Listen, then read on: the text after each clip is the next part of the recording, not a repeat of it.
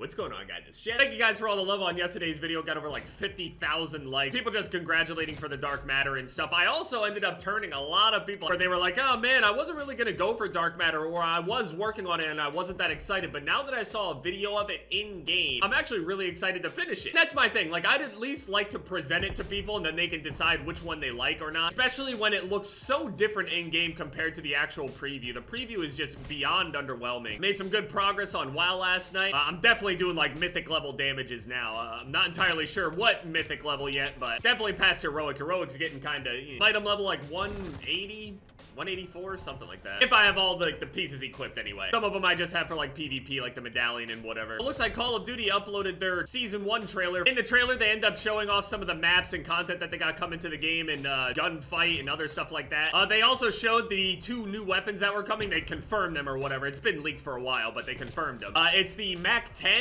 I was gonna say Mac 11. It's the Mac 10 and the Groza. It's an SMG, obviously, for the Mac 10, and then the Groza's an AR. I mean, so yeah, I mean, it's not the most entertaining thing in the world, I'm gonna be honest. I would have been more excited, obviously, for a sniper rifle, because, I mean, why the fuck wouldn't I be? But we get an SMG and an AR, so I'm gonna end up grinding them. Even though I'm not really excited about those, I don't think it was helping with this whole Battle Pass presentation, because recently, it was Drifter, J-God, and Exclusive Ace. I'm sorry if I forget anyone else that ended up helping them or whatever, and just I didn't list or whatever, but those guys did another skill-based matchmaking study, and they all basically came across a lot of really interesting things. Let's just say that. The biggest thing to pull away from their videos anyway, you definitely should go watch any of those 3 videos, or all 3 of them, to get the most context possible, because all 3 of them are really intelligent guys, and they all have their different, you know, perspectives on things. So there are slightly different findings here and there for like some of the data or whatever, or at least the way that the person is perceiving it. So it's really cool to get everyone's perspective. But basically, one thing that it boiled down to was that in skill-based matchmaking, because of skill-based matchmaking, and it's more so performance-based matchmaking, where your recent performance actually matters a bit more than your actual stat, the game will go out of its way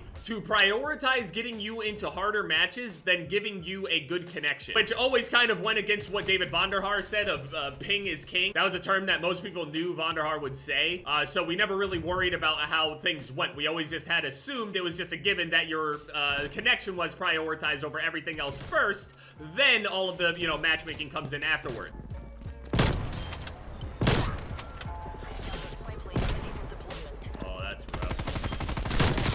It doesn't necessarily help that the content is somewhat underwhelming in terms of, like, I don't know, just looking at the weapons and everything. I kind of want to have an LW3 day.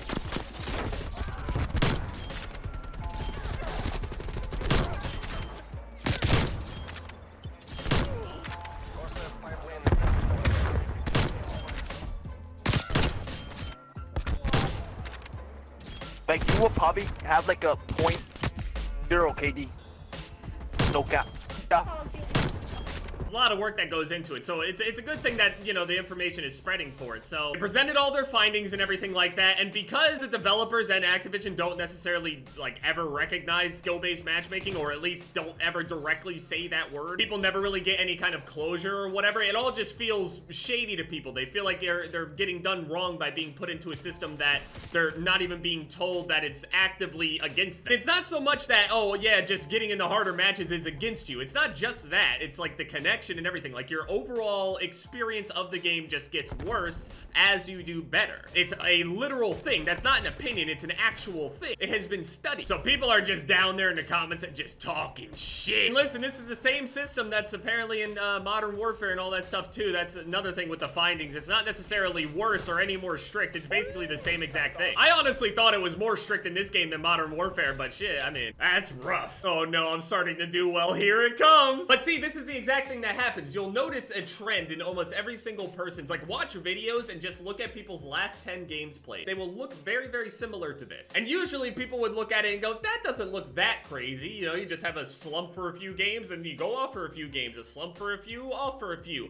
You're average, right? But the thing is, what it fails to recognize when you just look at that graph by itself, that's your performance, obviously based on against the type of players that you're playing against and their skill level in each of those matches. There's a reason why they don't don't say what the MMR is or the overall skill-based match-made score. They don't explain to you. What if, like, this game right here where I got 215 overall score was actually like a diamond level game, for example? Let's just explain it like that. And then the one that I did really good in was gold. It would look like I'm a good player because I did really good in that gold game. Then I went and got smashed in the harder lobby, the diamond game. It's one thing that graph fails to deliver on. It just makes it look like it's the usual thing, but in reality, by showing us this, they basically are saying, hey, you got a couple good games over that, you know, line of your average? Here comes the hammer. So people are feeling some type of way about that. Obviously, most people don't really like the sound of that. And the thing is, people will sign up to be a part of a system like this. Some people like a system like this. They like a system that will punish you for slumping and not improving. That's fine.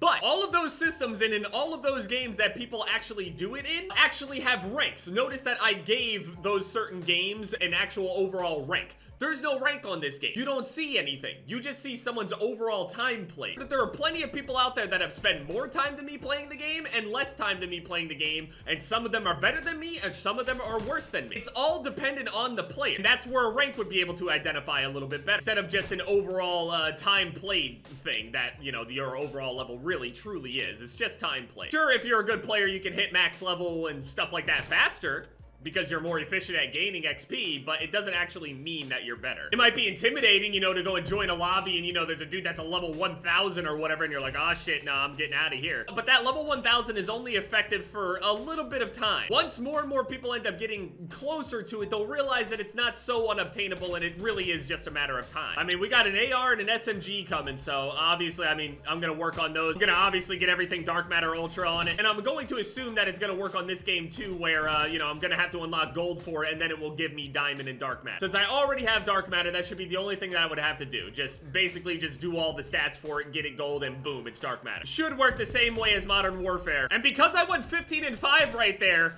I'm gonna get in trouble. That's not even that good of a game, but the game's gonna recognize it like, I don't know, man, it looked like you were doing a little too well there. Hang on there, bucko, you should be 15 and 12. Oh boy. Okay, it's not so bad. Sheesh, that other game's gonna be rough. And other times, I swear this graph just straight up changes. Some of this shit just isn't even accurate. See, look at these other games. Look at the score per minute, but then look at the total score of those games. Which one are they ranking me on? Just score per minute? It just says performance-based. Is it everything? It takes my score per minute, my score, my damage, my eliminations, and then my win-loss as the end. What if this is a priority? Score per minute's number 1. Your overall score is number 2. Do you really want me to score less? I swear to God, I'll get 10 kills and leave a game. I don't give a fuck. Honestly, I know a lot of people have come out and about like reverse boosting and shit like that. I just straight up at some points just don't try that hard. Don't have any problem admitting that I just don't try that hard. Am I purposefully C4ing myself 1,000 times? No, other than the one video I had on Modern Warfare where it was basically done at the end of a fucking mental breakdown. And even then, it still didn't even actually affect or help anything. It's something you can point at, but it has no substance. It's just like, I mean, I don't even blame people. So yeah, I mean, this new update's dropping. Not really sure how it's gonna be received, but so far, not looking so hot. We'll see though.